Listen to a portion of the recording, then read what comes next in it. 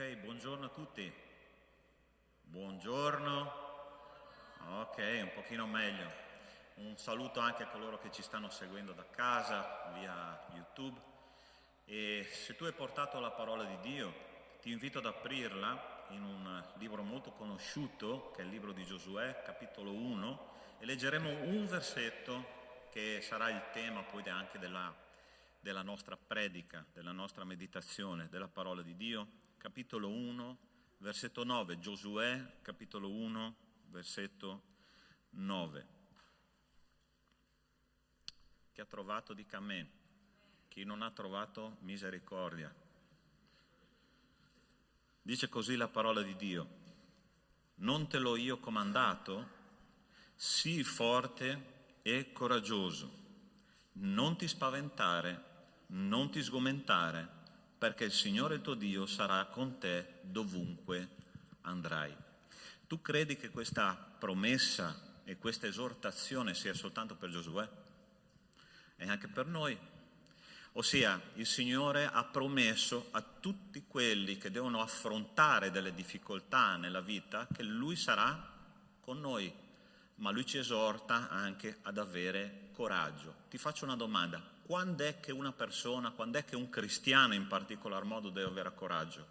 Quando l'ostacolo è più grande delle nostre possibilità. Quindi quando tu hai un gigante, quando hai tu la tua Gerico da conquistare, quando hai un problema che non si può risolvere, che cosa bisogna dire? Signore, io avrò coraggio perché tu sei con me. E questa mattina io non conosco la tua vita, ma il Signore conosce molto bene. A volte diciamo: Signore, cosa farò con questa situazione? E il Signore dice: abbi coraggio, questo è il tuo gigante da sconfiggere, queste sono le mura che tu devi abbattere, ma ricordati, io sono con te. Io ti invito ad alzarti in piedi questa mattina e a cominciare a pregare. Questa mattina predicheremo sul tema passare dalla paura al coraggio, ok? Come Giosuè ha avuto coraggio di sfidare le situazioni della vita, allora noi dobbiamo avere coraggio di fare la stessa cosa. Invito già il gruppo di lode, per favore. C'è i fratelli là che cominceranno. Ok, se volete venire qua, così daremo subito seguito. Oggi abbiamo due ospiti speciali che avranno l'occasione di presentarsi da soli molto meglio di quello che fa il pastore. Per me gli annunci sono un trauma molto peggio della predica, ok? Quindi lascerò a loro il compito di presentarsi. Ma io vorrei che prima di ogni altra cosa noi potessimo pregare perché il Signore possa benedire questo tempo prezioso nella sua presenza, ok? Chiudi i tuoi occhi, comincia a parlare con Dio, comincia a chiedere al Signore quell'area della tua vita, perché è su questo che noi predicheremo, dove c'è bisogno di coraggio, di superare la paura, di andare oltre alle difficoltà che la vita ci presenta, perché cristiani significa che dobbiamo dare una testimonianza. La parola di Dio dice che noi dobbiamo essere luce nelle tenebre, luce in mezzo a una generazione che non conosce il Signore. Ok? Chiudi i tuoi occhi e comincia a parlare col Signore. Nostro Dio, nostro Padre, io ti ringrazio e ti benedico perché questa mattina è un'altra occasione, Signore, di stare nella tua presenza. Non c'è altro posto, Signore, dove un figlio di Dio vuole stare se non davanti a te insieme ai propri fratelli. Questo è il desiderio, Signore, di ogni vero figlio di Dio. Io ti chiedo nel nome di Cristo Gesù che tu possa manifestarti in mezzo a noi questa mattina e che tu possa fare un'opera profonda nelle nostre vite attraverso tutto quello che faremo, la lode, la condivisione della parola, la comunione fraterna. È tutto nelle tue mani, Signore. Vogliamo essere dei canali di benedizione per questo popolo, Signore, che non ti conosce. Aiutaci, Signore, a crescere nelle tue vie. Aiutaci, Signore, a essere dei combattenti nella vera fede. Grazie, Padre, per tutto quello che farai. Io ti benedico e ti lodo perché sono sicuro, Signore, che ogni spirito contrario alla tua attuazione non avrà nessuna breccia qui, perché questo è il tuo posto, Signore, è il tuo tempio. Il nostro cuore, Signore, è per te, nel nome di Cristo Gesù. Amen e amen. Prima di sederti io ti chiedo di dare una parola di benedizione, di girarti a destra, a sinistra e salutare il tuo fratello che non vedi da una settimana.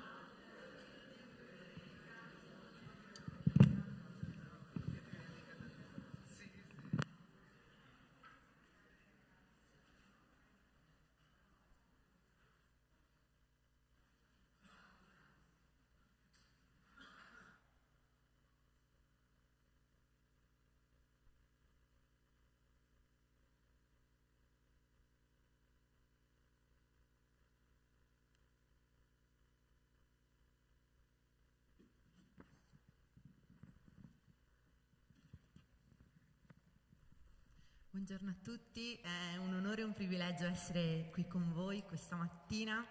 Grazie mille al pastore e alla Chiesa per l'opportunità. Noi siamo un gruppo, noi ci chiamiamo iCactus, in realtà siamo 4, ma questa mattina avete metà del cactus, quindi i nostri colleghi vi salutano e li sentirete poi nelle canzoni. E come il pastore diceva, veramente quando ci sono le difficoltà e nel nostro percorso da cristiani non è sempre facile avere il coraggio di andare avanti, il coraggio di resistere alle difficoltà, ma in Isaia 35 il Signore ci ricorda anche che il deserto fiorirà e la canzone che presenteremo si intitola proprio così, Fiori nel deserto. Quindi mentre ascolti questa canzone chiede al Signore il coraggio di affrontare la tua paura e di fiorire nel tuo deserto.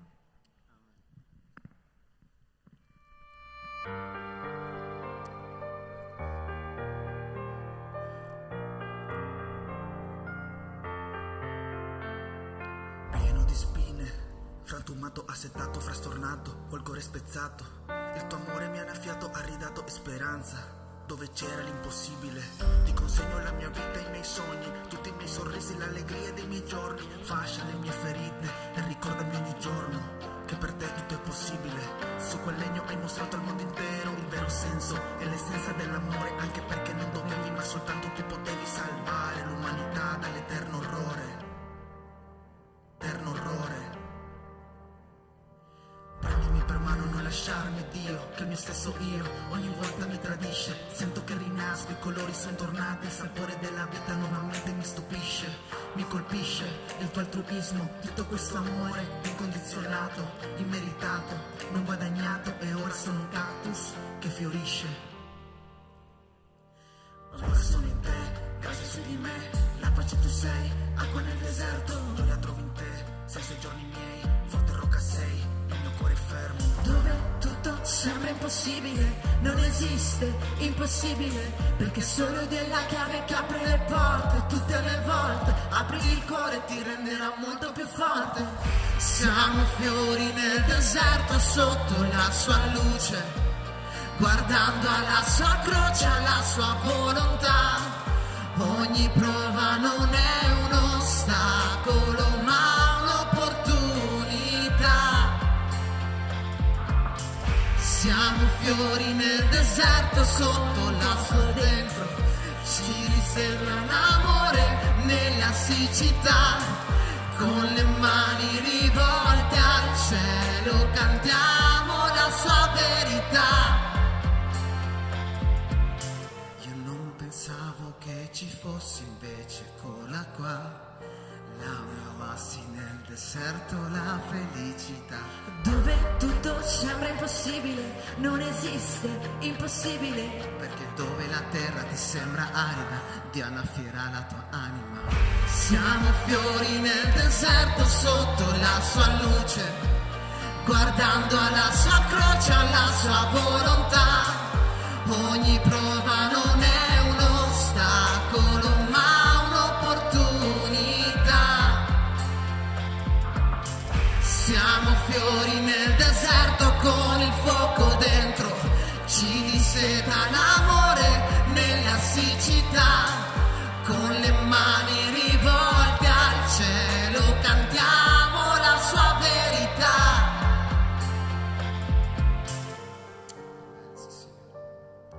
E questo per noi è motivazione di essere sempre grati a Dio, perché onestamente ogni volta che ci ricordiamo Lui è sempre stato fedele con noi, non ci ha mai abbandonato, e quindi una delle cose che ci spinge ad andare avanti nel deserto, nelle difficoltà, ma anche a avere coraggio di affrontare i problemi e le prove, è che siamo immensamente grati. Siamo grati a Lui. Questa canzone si chiama Grato.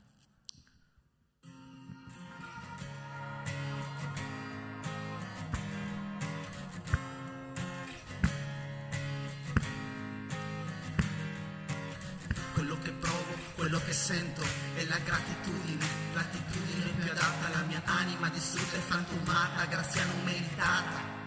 È l'unica che basta, sotto le tue ali mi rifugio, mi rinnovi, non esiste un'altra via, non esistono altri gesti.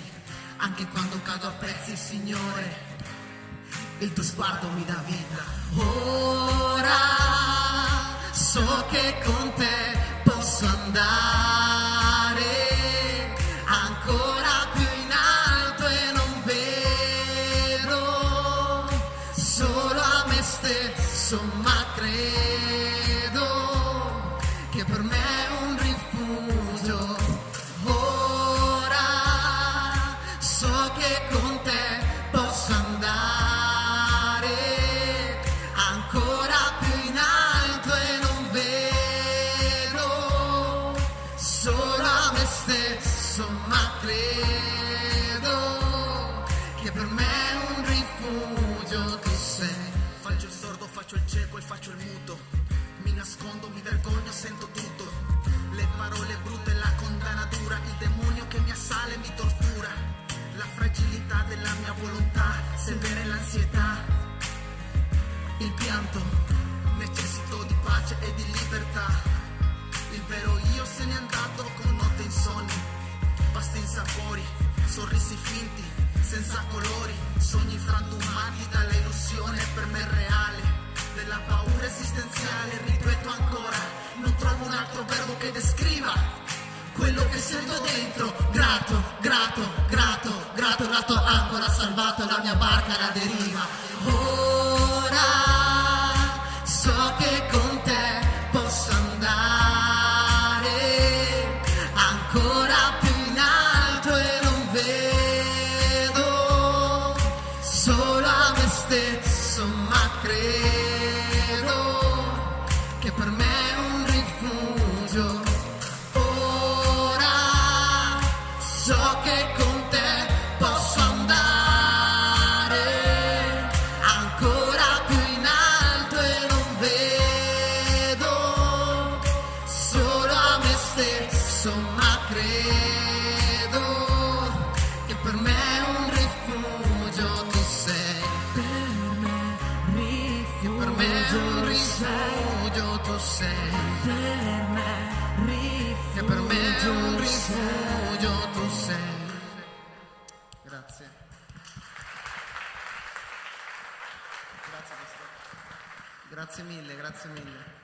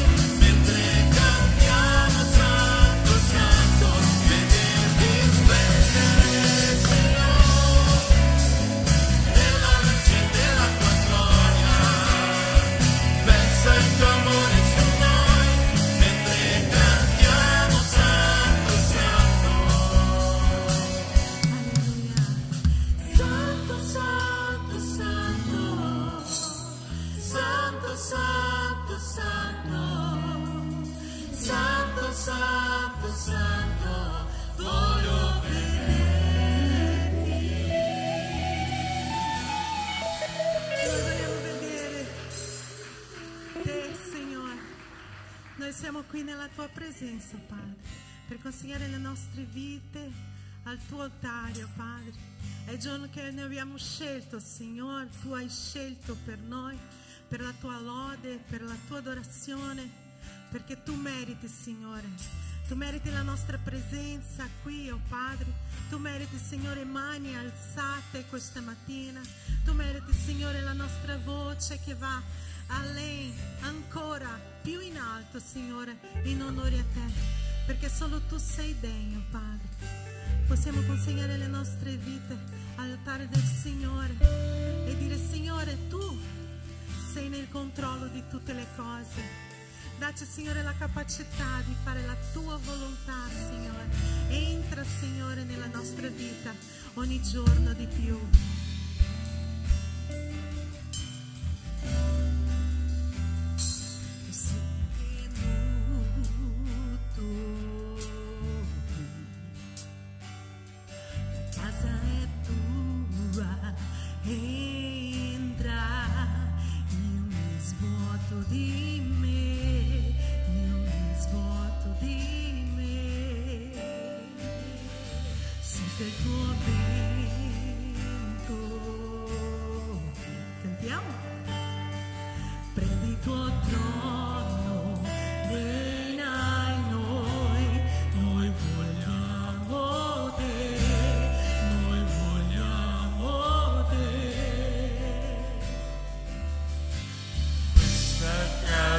La tua casa la consegniamo totalmente a te,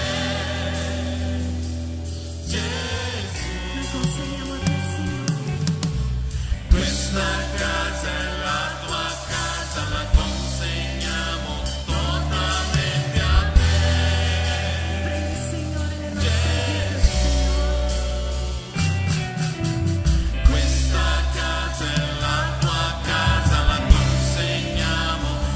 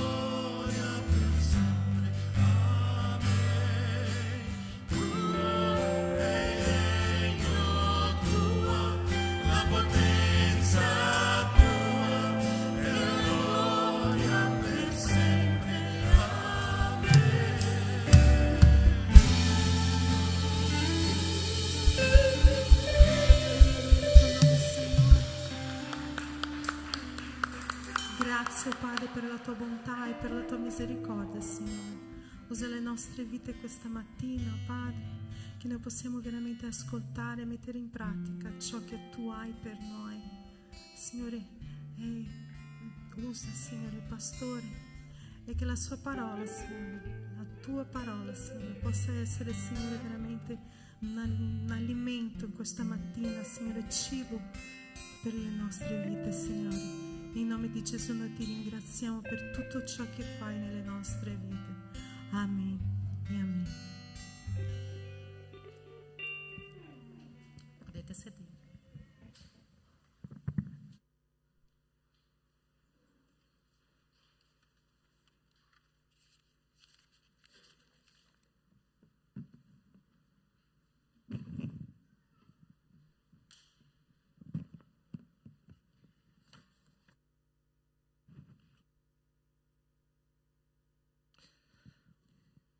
Stiamo facendo questa serie di predicazioni sulla... scusate, sì, devono uscire i bambini. Va bene. Volete venire qua che preghiamo insieme per i bambini? Venite pure. Venite insieme ai bambini, monitori.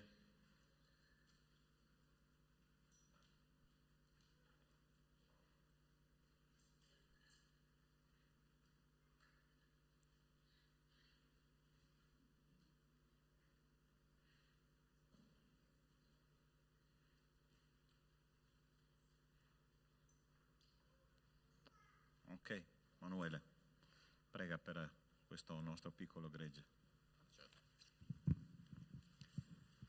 Signore, noi ti vogliamo ringraziare per questi bambini, vogliamo ringraziarti per la scuola, vogliamo ringraziarti, Signore, per questi ragazzi, questi bimbi che sono il presente e il futuro della tua Chiesa. Ti prego, Signore, che tu li possa benedire, che tu li possa guidare, che tu possa usare noi monitori, i loro genitori e tutta la Chiesa e anche gli altri bambini, Signore, come strumenti per avvicinarli a te. Signore, noi sappiamo che i bambini sono molto preziosi per te e ti prego che tutti loro possano conoscerti di più e fare scelte importanti nella loro vita per camminare verso di te. Te lo chiedo, Signore, nel nome di Gesù. Amen. Ok? Sì? Possiate. Ciao.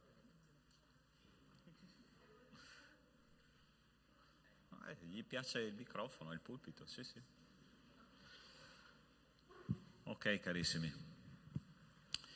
Stiamo facendo questa serie di predicazioni sulla santificazione della Chiesa e l'argomento di questa mattina è una Chiesa santa, è una Chiesa che passa dalla paura al coraggio. Che cos'è la paura?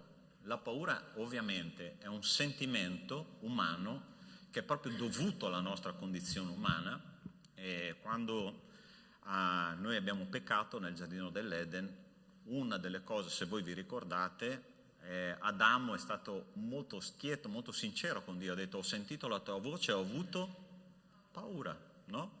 Ossia, la paura di Dio, la paura delle situazioni, la paura della morte, la paura delle difficoltà, la paura delle malattie. Tante paure fanno parte proprio dell'essere umano e le paure possono essere provocate da una situazione reale oppure da una situazione fittizia, immaginaria, ma in ogni caso la paura che cosa fa? Blocca l'azione dello Spirito Santo nella vita di un cristiano, ok? Noi che siamo cristiani dobbiamo capire questo principio. Quando un cristiano ha paura, l'azione dello Spirito si blocca. Allora, pastore, un cristiano non deve mai avere paura? No, un cristiano può avere paura, ma il problema è rimanere nella paura, ok? Il problema è che noi dobbiamo uscire dalla paura e cominciare a avere coraggio, come ci insegna la parola del Signore. C'è un testo, se tu intanto vuoi aprire, in 1 Samuele capitolo 17, dove ci parla molto chiaramente di che cos'è la paura. Ed è interessante che questa è diventata una paura praticamente biologica, ok? Ossia una paura che è diventata parte dell'organismo di quelle persone che lo stavano vivendo. Noi stiamo parlando della storia di Davide che sconfigge il gigante Goliat, ma oggi non ci concentreremo sulla battaglia nel vero senso della parola tra Davide e Goliat, ma ci concentreremo sul fatto che Davide è stato un esempio, è stato un'ispirazione per le persone che c'erano lì e ha aiutato un popolo intero a sconfiggere la paura trasformandolo in coraggio, ok? Però prima di predicare io vorrei pregare insieme a voi che il Signore ci illumini, ok? Che parli al nostro cuore. Nostro Dio, nostro Padre, io ti ringrazio perché, Signore, la tua parola è una fonte inesauribile, Signore, di vittorie, di allegria e di, Signore, situazioni che noi viviamo insieme a te. Signore, questa mattina mediteremo sul significato dello sconfiggere la paura. Signore, io so che qua, come me, come tanti altri fratelli, Signore, che fanno parte della razza umana, Signore, la paura è un sentimento normale, ma Signore, noi abbiamo te nelle nostre vite, abbiamo te nella nostra Chiesa, nelle nostre famiglie.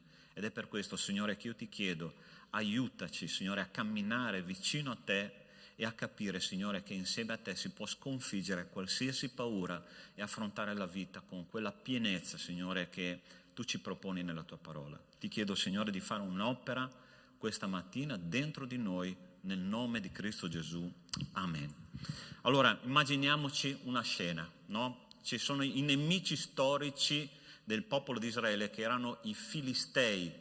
I Filistei insieme a tanti altri popoli, gli Ammoniti, i Moabiti e tanti altri erano proprio i nemici giurati di Israele. E questo popolo aveva una caratteristica, c'era una tribù all'interno del popolo dei Filistei che era una tribù di giganti, ok?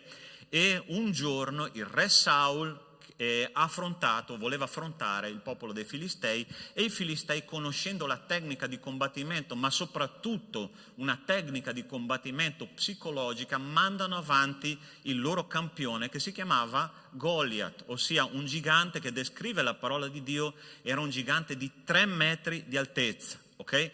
E lui, dice la parola di Dio, fa una sfida al popolo di Israele dicendo così: io lancio oggi questa sfida a disonore delle schiere di Israele, datemi un uomo e ci batteremo. Quando Saul e tutto Israele udirono queste parole del Filisteo, rimasero sgomenti ed ebbero cosa dice lì? Paura, ok? Io non so come sono i tuoi giganti, come sono le tue difficoltà, come sono le tue paure, e ogni tanto, anzi ogni poco, quella paura, quel gigante che entra a far parte della tua vita e della mia vita, grida ogni giorno. Ed è interessante che la parola di Dio al versetto 17, un pochino più in là, dice: intanto il Filisteo si faceva avanti mattina e sera, si presentò così per 40 giorni. Guarda caso la parola di Dio ci sottolinea che quella paura è stata alimentata per 40 giorni. Tu sai che numero è il numero 40 nella parola di Dio? È il numero del cambiamento, ossia attraverso questa martellante propaganda di potenza, di autorità, di forza, ogni giorno la mente del popolo di Israele era bombardata dalla paura, era diventata una paura biologica. C'è un detto, non so se c'è in tutto il mondo, ma quando tu ti scotti con il latte tu hai paura del muggito della mucca, è così che funziona, ossia è proprio così che il nemico fa con noi ogni giorno, cercando di inculcarci, di inserire nel nostro cuore, di inserire nella nostra anima la paura di così non possiamo avanzare nel regno del Signore, non possiamo combattere efficacemente, non possiamo essere dei veri guerrieri della fede. E il Signore ha permesso questa situazione perché Lui voleva insegnare un principio al suo popolo, ossia dovete passare dalla paura al coraggio. E come ha fatto? Usando la persona più improbabile che c'era in quell'epoca, un piccolo pastore di nome Davide, ossia un ragazzino, probabilmente l'età era dai 14 ai 16 anni, lì in mezzo in quella fascia etaria, e questo ragazzino è diventato un esempio, un'ispirazione e un incoraggiamento per tutto il popolo di Israele che aveva grande paura. Allora immaginiamoci la scena. Arriva questo Davide che era un pastore di pecore. Tra l'altro, vorrei fare una parentesi, tante volte abbiamo predicato su questo, Davide era un ragazzino che era rifiutato e mal considerato dalla sua famiglia perché aveva i capelli rossicci.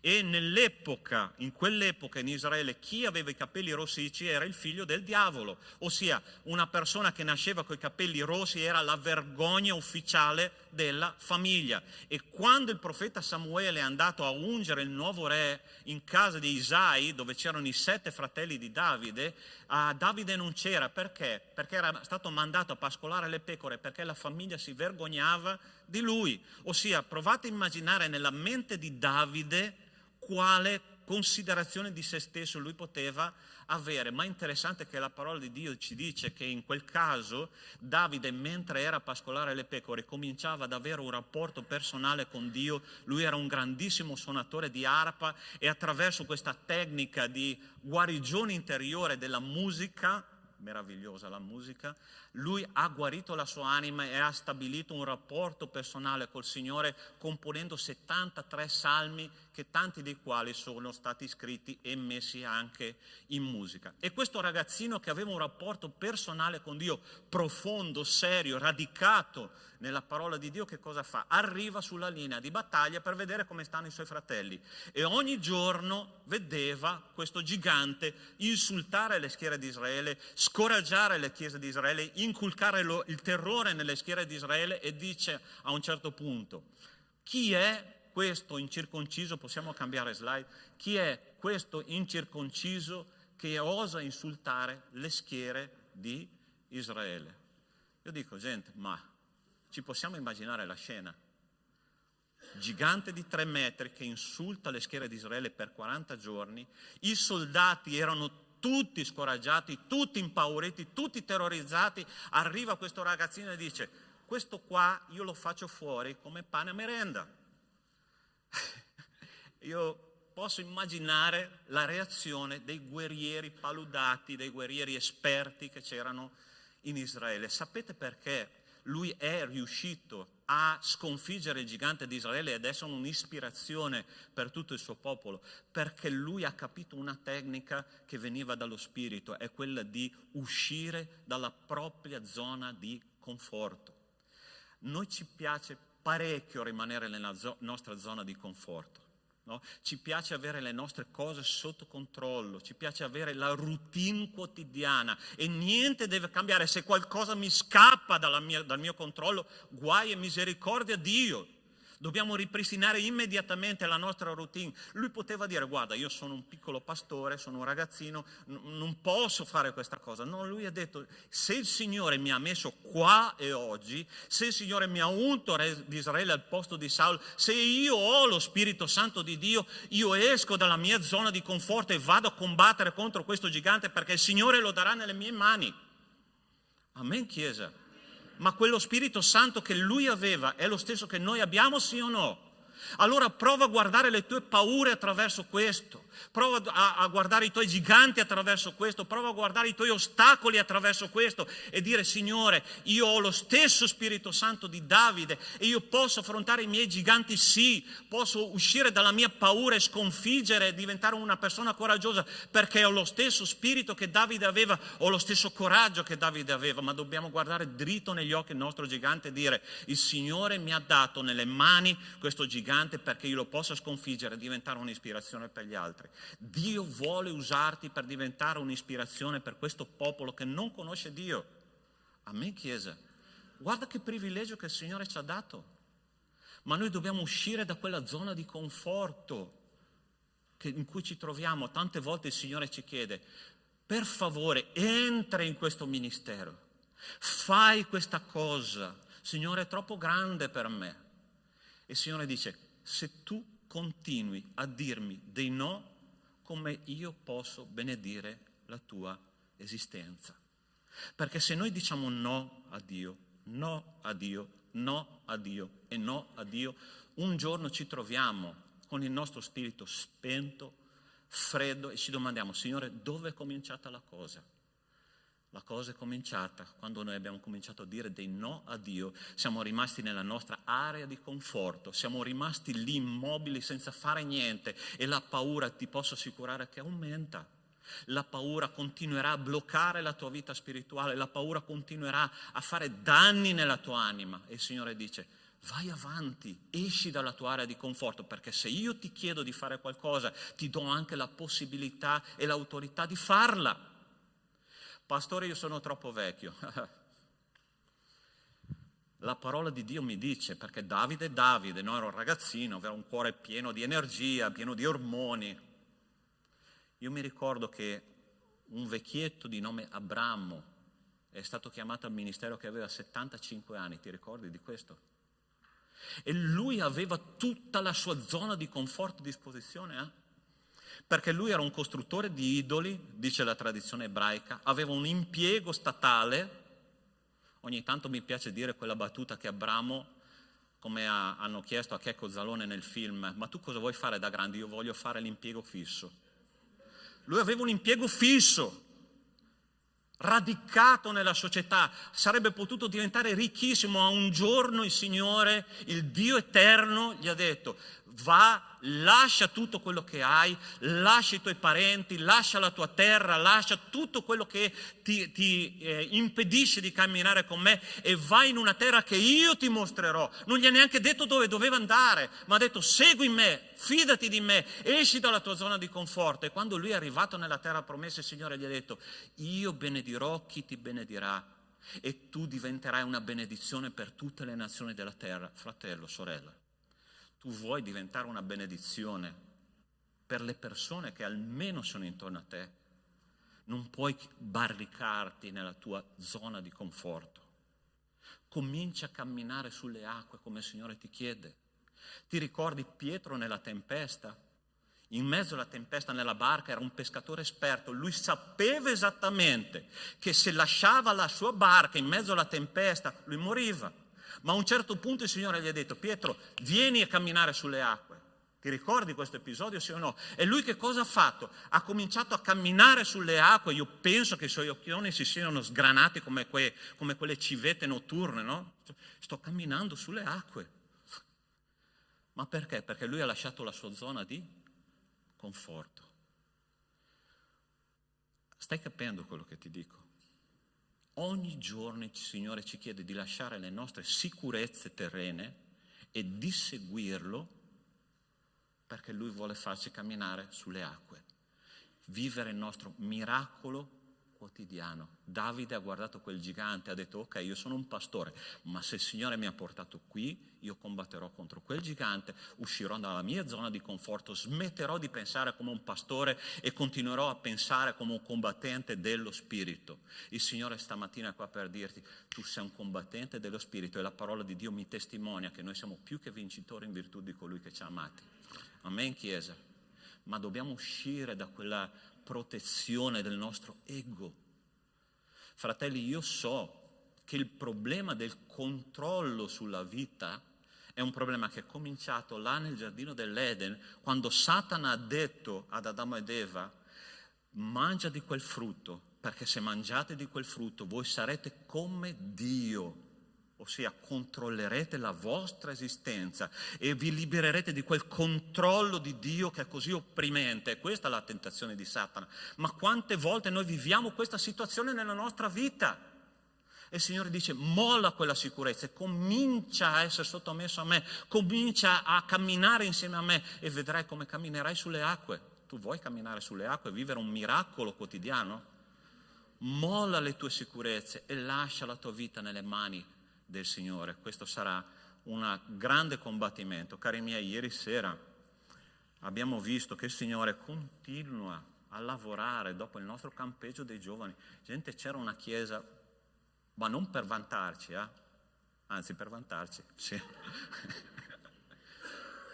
La chiesa era piena, più piena che questa mattina. Ho detto: Signore, cosa tu stai facendo attraverso questi giovani?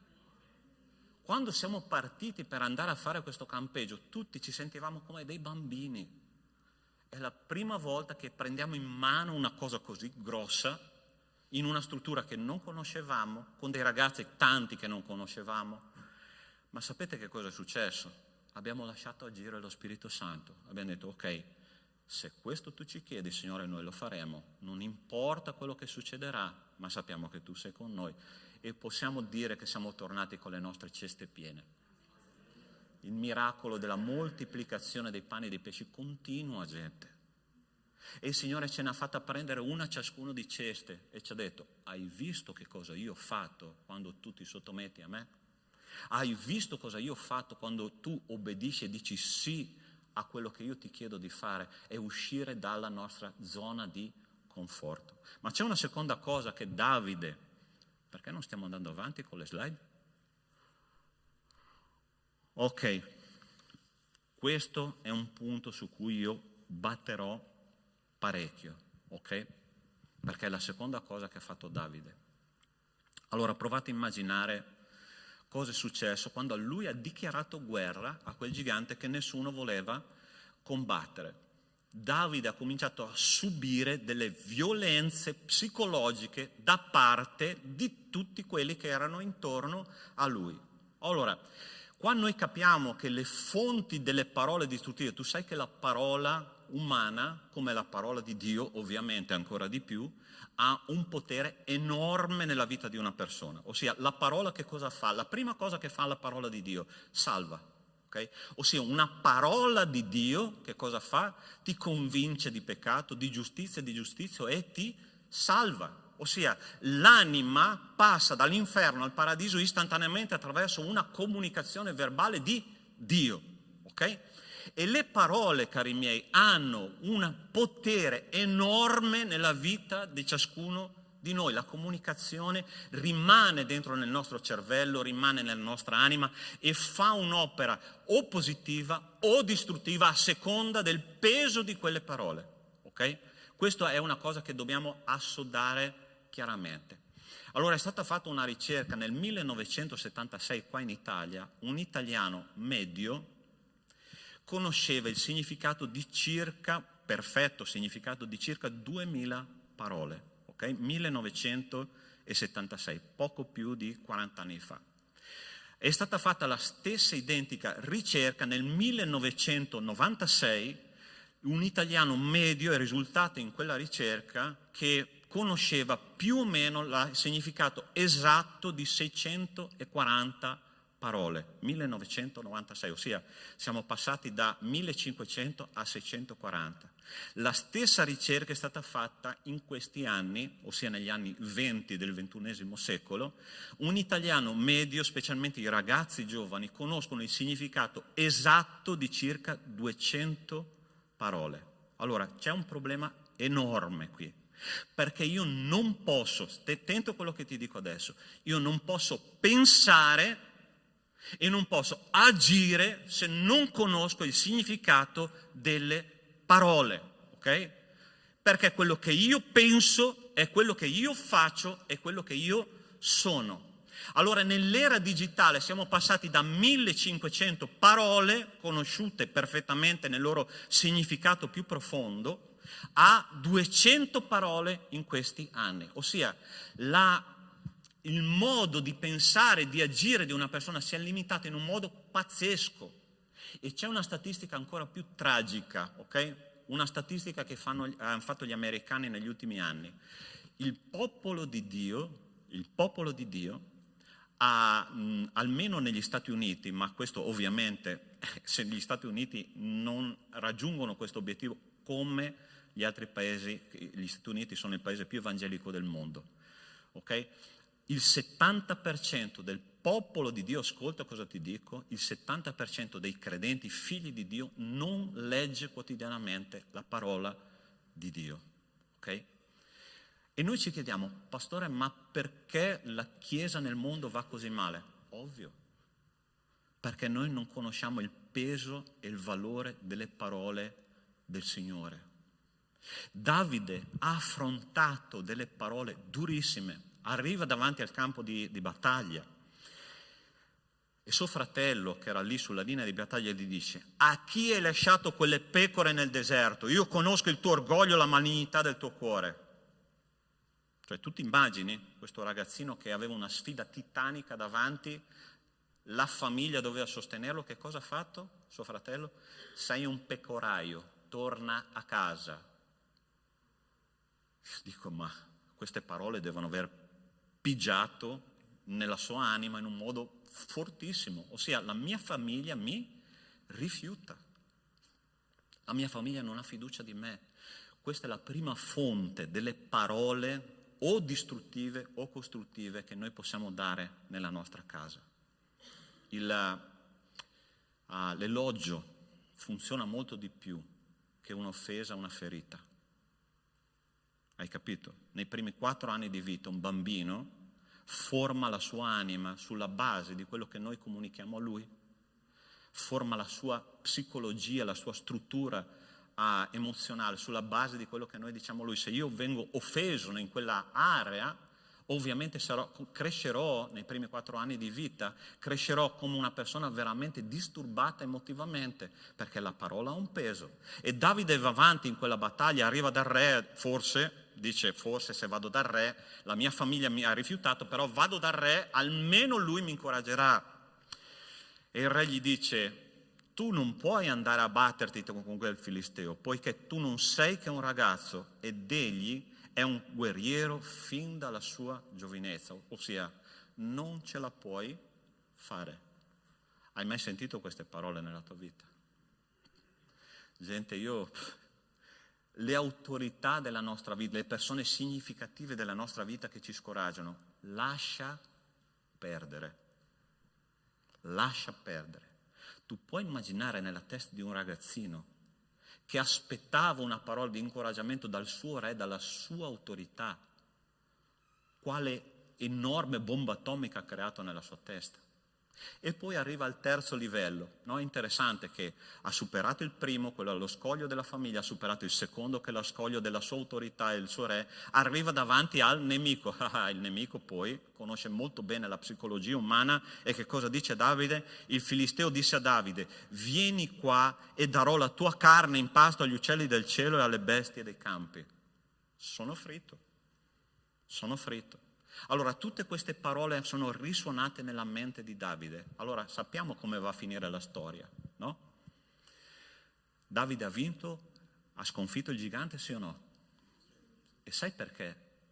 Perché lui ha disinnescato il potere distruttivo di tutte queste parole che risuonano nel nostro cervello magari da quando anche siamo piccoli, e ha detto: se Dio mi ha detto che io sono il nuovo re di Israele, il nuovo re di Israele andrà davanti al suo esercito, andrà davanti al suo popolo e sconfiggerà il gigante, perché il Signore me lo ha detto.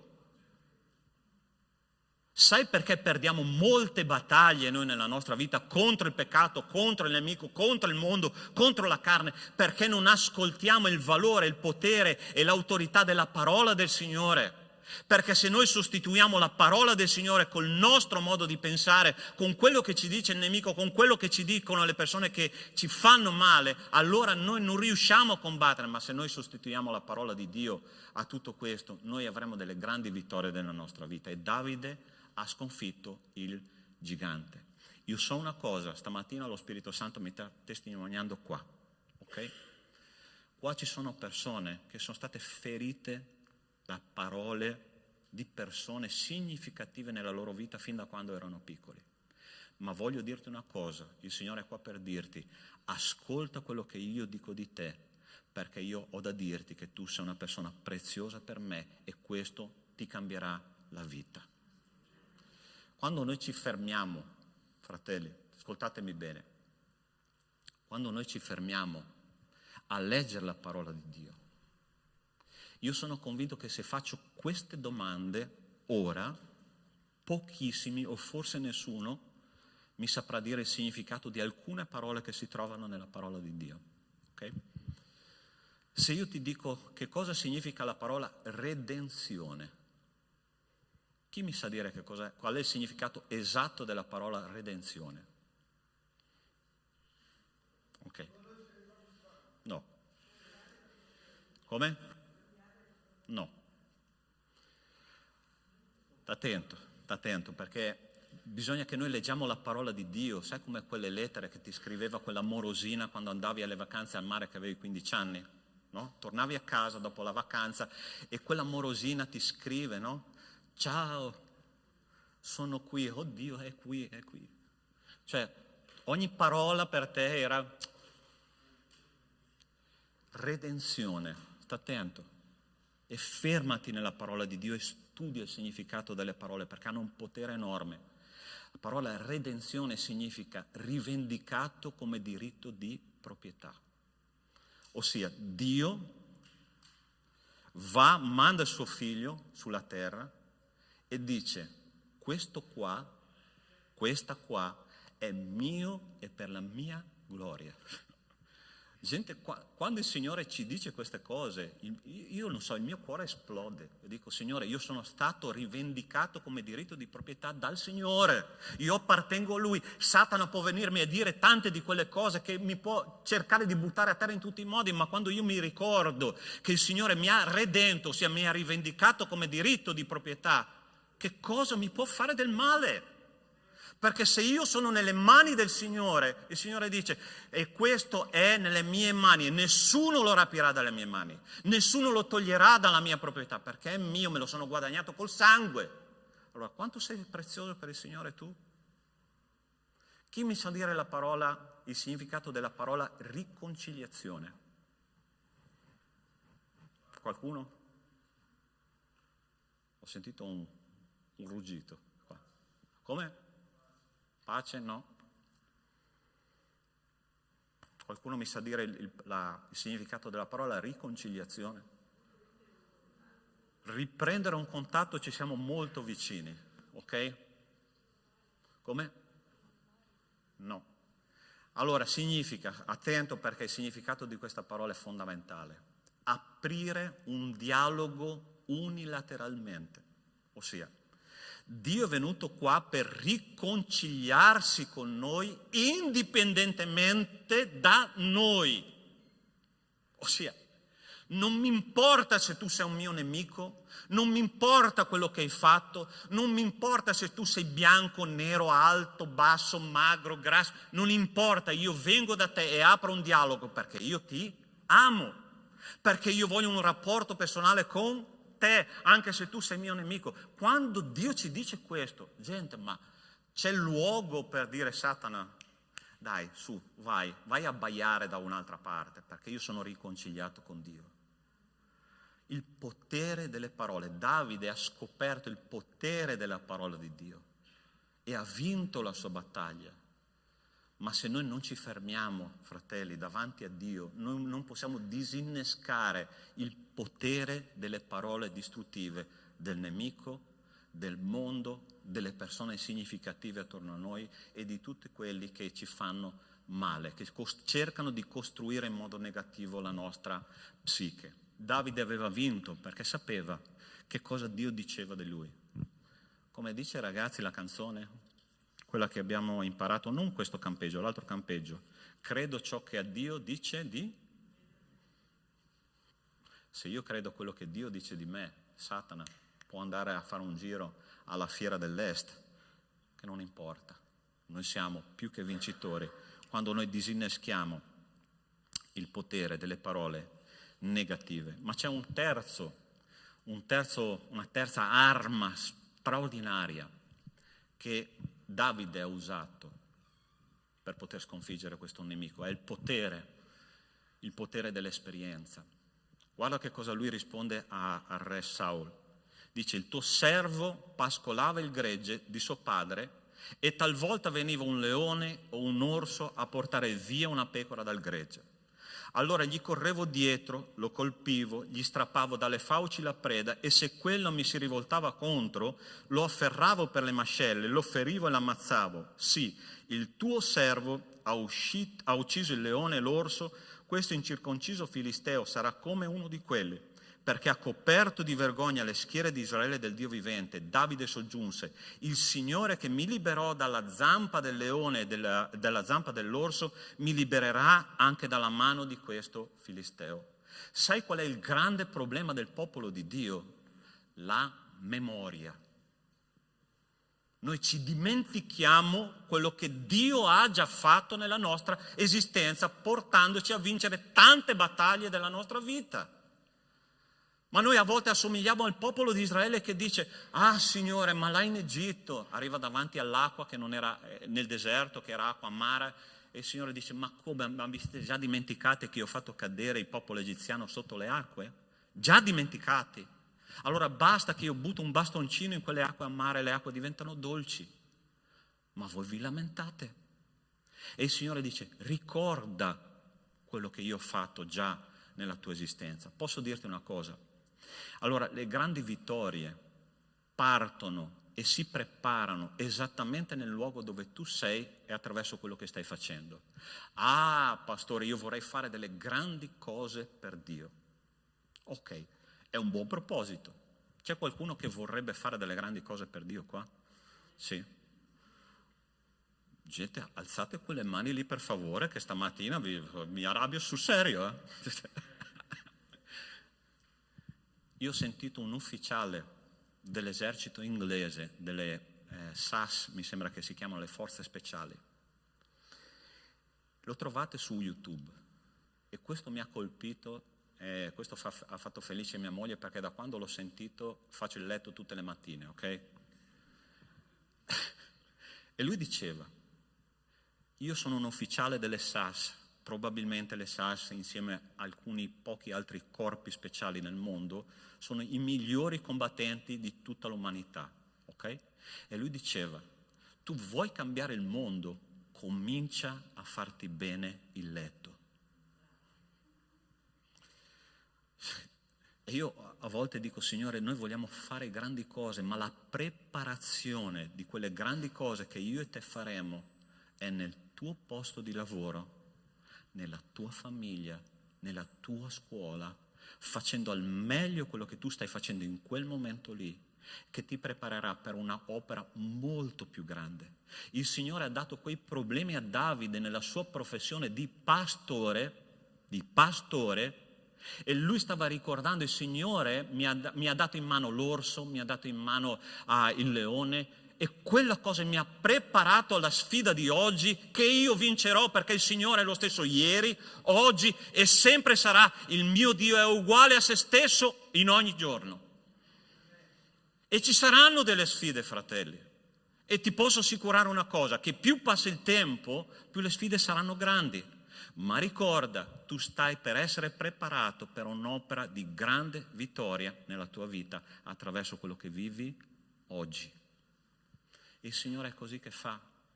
E Davide va sul campo di battaglia, come tutti ben sappiamo. Lui lancia questa pietruzza bianca, liscia, con uno strumento da pastore, non da combattente, non con la spada, non con la lancia, ma con una pietruzza. E lui aveva questa dimestichezza con la fionda, ha usato la fionda, ha sconfitto il gigante, e il popolo di Israele è stato ispirato dal suo coraggio, è stato ispirato diventando un combattente a loro volta. Guarda che cosa dice per chiudere. Voglio leggervi questo testo che chiude praticamente la mia predicazione. E dice così: c'è un'altra slide?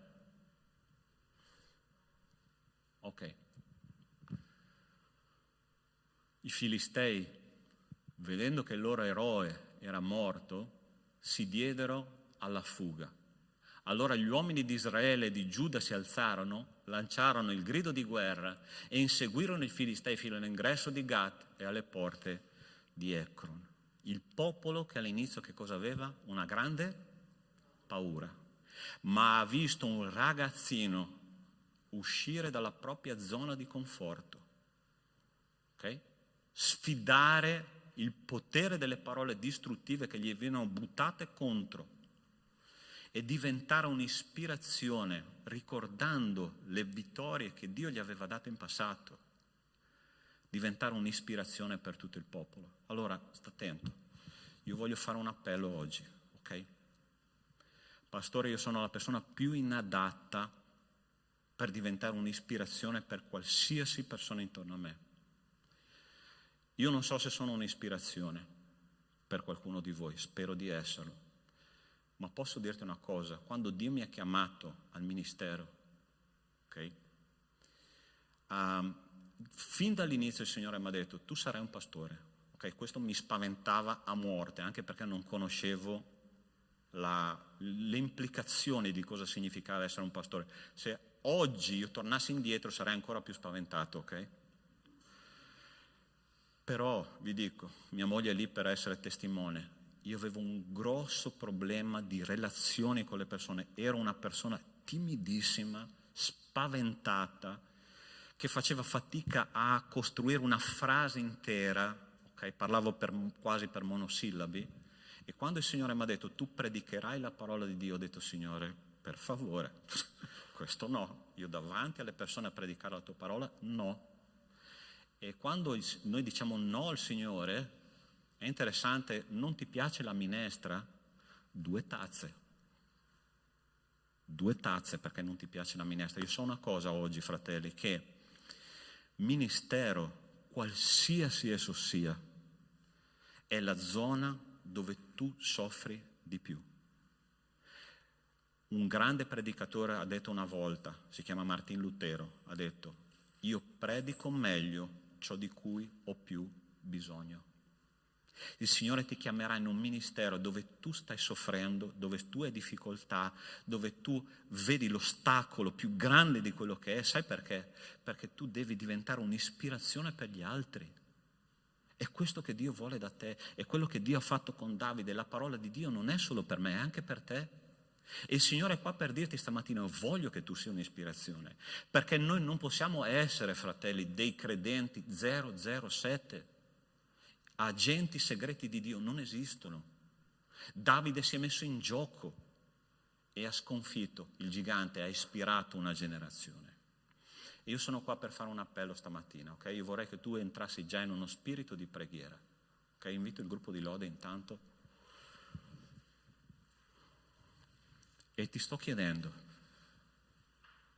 anzi il Signore sta chiedendo a te, non il predicatore, tu vuoi essere un'ispirazione per le persone che incontri ogni giorno, con coraggio, sconfiggendo i tuoi giganti. Ce ne sono tanti forse nella tua vita, ma sai una cosa? Non c'è un gigante, tanto gigante, che il Signore non possa sconfiggere attraverso di te. Perché noi abbiamo un grande Dio e la parola di Dio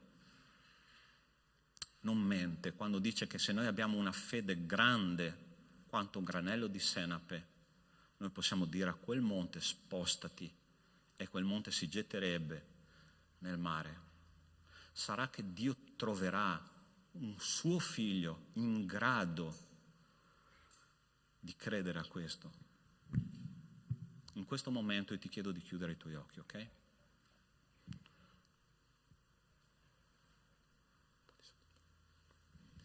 E di cominciare a parlare con Dio. Forse tu stai dicendo, Pastore, la parola di Dio era per me stamattina. E io ti dico, se era per te, non rimanere nella tua zona di conforto, non rimanere con le gambe incollate a quella seggiola, perché fra un minuto io ti chiederò che tu possa dare un passo di fede, ok? E sia aperto alle sfide che Dio ti propone nella tua vita, perché se tu sei aperto e se tu smetti di ascoltare quella parola che ti dice non sei in grado, non ce la puoi fare, sei stanco, lascia perdere, basta, queste parole non devono più avere potere nella tua vita. Ricorda le sfide che il Signore ti ha già fatto vincere e così tu potrai entrare in quel campo di battaglia, guardare quel gigante negli occhi, sconfiggerlo e ispirare le persone che sono vicine a te. È così che il Signore ci vuole usare. E io sono qua per dirti, tu vuoi essere parte di questo esercito? Io ti chiedo di fare una cosa, ok? di alzarti lì dove sei, perché io voglio pregare per te, ok? Se tu hai sentito che la parola di Dio era per te questa mattina, io voglio pregare per la tua vita. Non vergognarti, lascia la tua zona di conforto. Ah, pastore, ma io sono un ufficiale della Chiesa.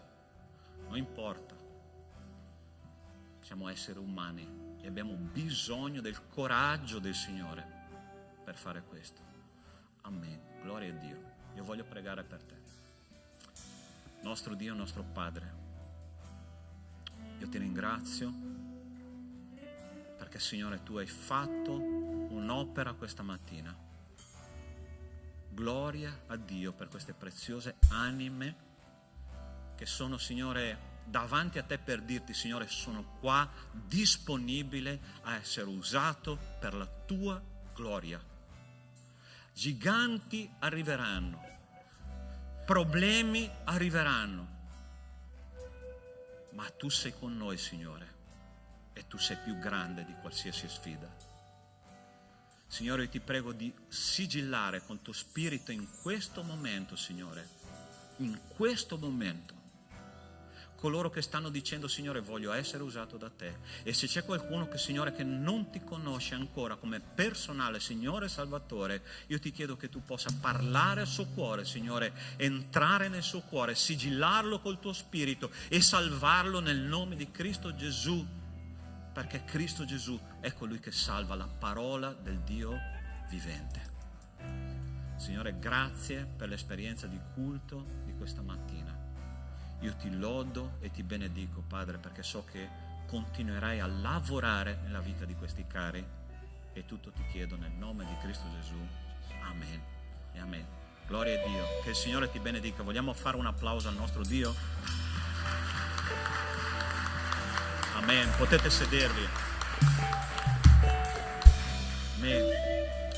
Cari fratelli, è il momento della continuare ad adorare il Signore con le nostre decime, con le nostre offerte. Se possiamo mettere il grafico, ok, del nostro traguardo. Questa settimana abbiamo avuto una sorpresa meravigliosa, ossia siamo appena a metà mese e abbiamo raggiunto il 65% di tutte le spese che dobbiamo fare. Gloria al nostro Signore. Ok? Dobbiamo continuare a essere fedeli, dobbiamo continuare a offrire al Signore con il nostro cuore principalmente, perché il Signore farà cose meravigliose in mezzo a noi, ma il popolo di Dio deve continuare a fare la sua parte. Amen? Alziamoci tutti in piedi e continuiamo ad adorare il Signore.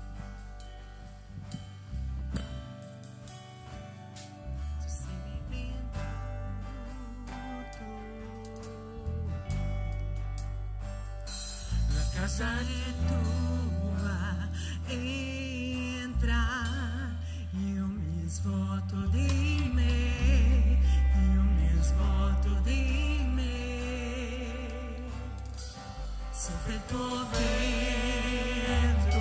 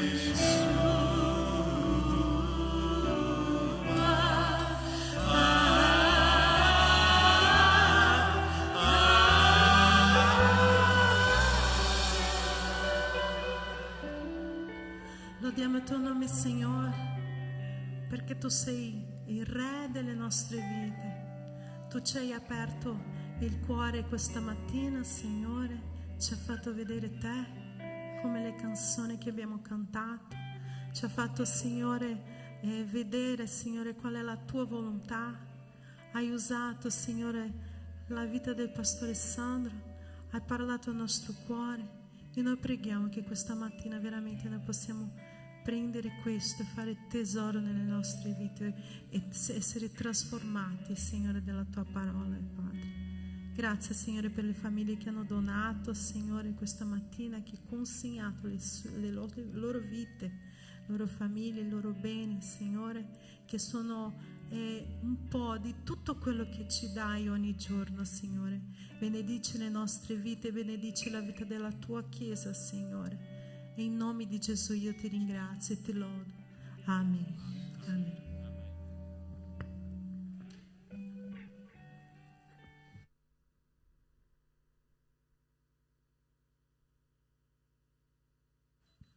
Sì.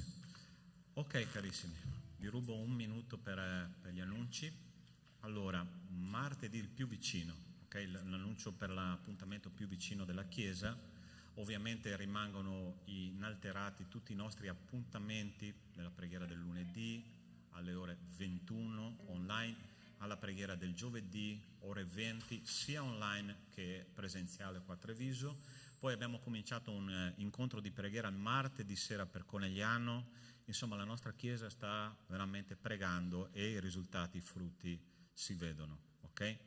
Partecipa, sono ricominciati i gruppi di studio biblico. Alzi la mano chi non sta partecipando di un gruppo locale, una cellula locale di studio biblico, per questioni che, ok, potete alzare, sì, che così io vi aiuterò. Per favore, se potete fermarvi un minuto dopo la fine del culto, così vi indicherò i responsabili dei gruppi in modo che possiate magari entrare a far parte di un gruppo. È importante studiare la parola di Dio, ok? L'altra cosa, martedì sera ore 20 e 15 qua a Treviso comincerà il corso di teologia sistematica con me, ok? Un corso che durerà per 15 incontri, verrà fatto una volta ogni 15 giorni, ossia faremo una volta qua a Treviso e una volta qua a Conegliano, ogni martedì ore 20 e 15, ok? Quindi, pastore, io non sono ancora iscritto, vorrei iscrivermi. Non c'è nessun problema, tu vieni quel martedì. L'importante, ti devo chiedere questo: se tu decidi di partecipare al corso, comincia e finisci. Fare le cose a metà veramente servirà a molto poco, ok? Io credo che un cristiano, io so che la dottrina non converte nessuno, ok? La dottrina non cambia la vita, ma la dottrina ci porta a colui che cambia la vita, quindi è un ponte per portarci a Cristo. La dottrina è la struttura, l'ossatura della nostra fede, ok? Se tu vuoi partecipare, sei benvenuto nel nome del Signore. Inoltre a questo, martedì sera, allora voi sapete che noi battisti in particolar modo, non so se lo sapete, siamo considerati i migliori studiosi della parola di Dio nel mondo, ok? E martedì sera ci sarà ospite con noi qua allo studio biblico. Provate a immaginare il privilegio e la responsabilità, il vescovo di Treviso, ok? Non so se vi rendete conto di questo. Quindi, fratelli, facciamo una bella figura, ok? Presentiamoci numerosi a studiare la parola del Signore, perché la nostra fama sia confermata dai fatti, ok? Che non rimanga una fama del XVI secolo, va bene? Che il Signore ci benedica. Per favore, Marcos, annuncia l'assemblea, ok? Esattamente. Ci saremo qua, la nostra assemblea generale ordinaria, e vi facciamo sapere che per il giorno 2 settembre, domenica, ottobre, va bene? Siete attenti. Bene. Com'è?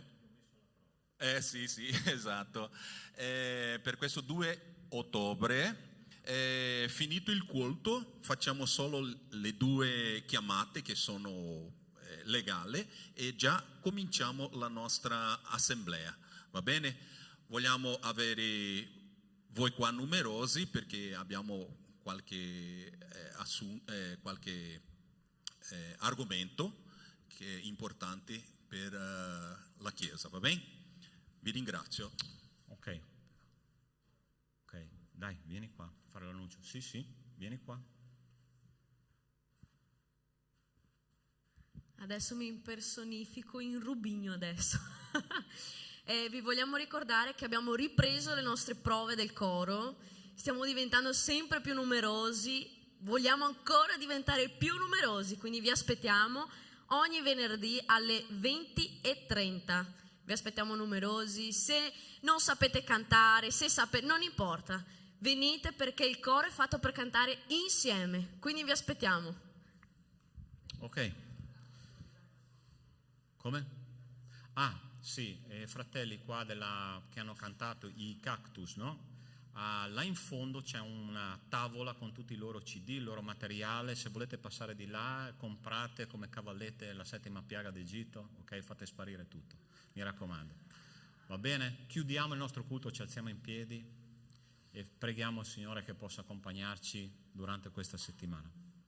Nostro Dio, nostro Padre, grazie per l'esperienza che abbiamo vissuto insieme a Te questa mattina.